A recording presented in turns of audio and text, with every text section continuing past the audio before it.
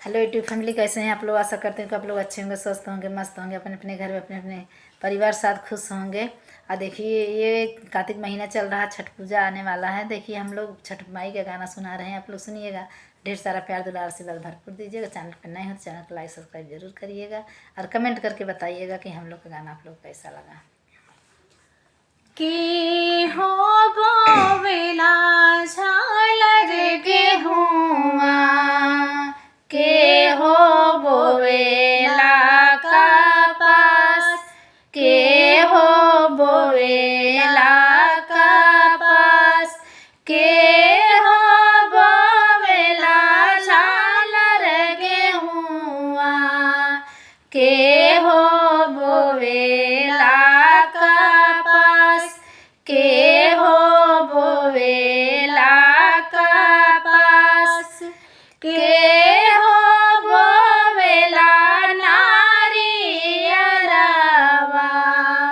नारियर फरेला आकाश, नारियल फरेला आकाश, के हो बोवेला नारियरवा,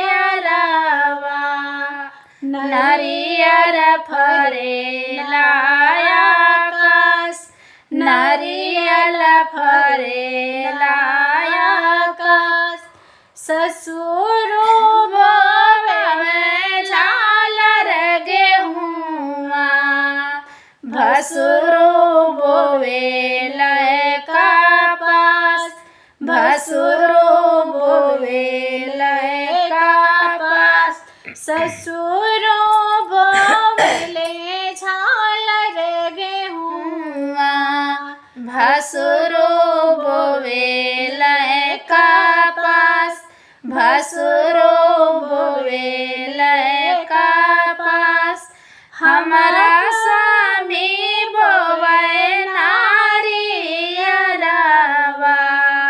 नारियर फरेला आकाश, नारियल फरेला आकाश, हमारा स्वामी बोवे नारियरवा,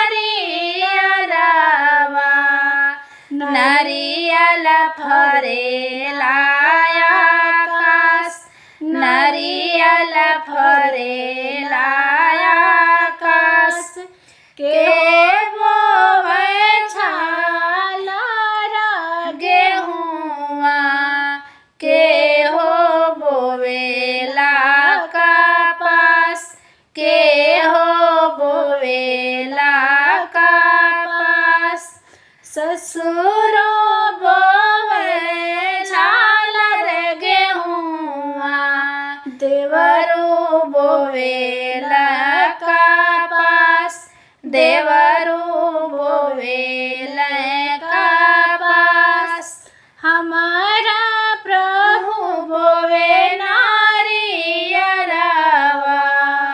नारियर फरेला आकाश, नारियल फरेला आकाश।